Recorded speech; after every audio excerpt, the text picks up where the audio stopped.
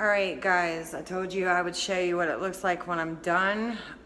My kitchen's all cleaned up, of course, because in between these videos I had to stop and finish my kitchen because this is actually a move-in.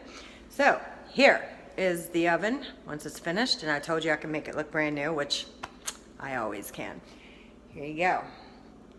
That is the top with new drip pans. So if you're trying to make your oven look brand new, remember to always replace the drip pans because you're never going to get them clean. Just give up. There's the inside of the oven. There you go. Looks all brand new. Sides,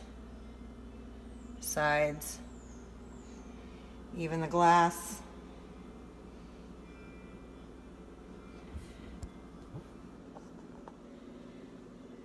Everything looks brand new. And also don't forget to wipe the sides of your oven, pull it out. Make sure you wipe the sides, vacuum behind it, mop behind it, because it doesn't hurt to clean behind it, of course. And next YouTube video you'll see from me will be to show you how to make your refrigerator look brand new. So look for my next YouTube videos. From Daphne's Cleaning Service, I'm out.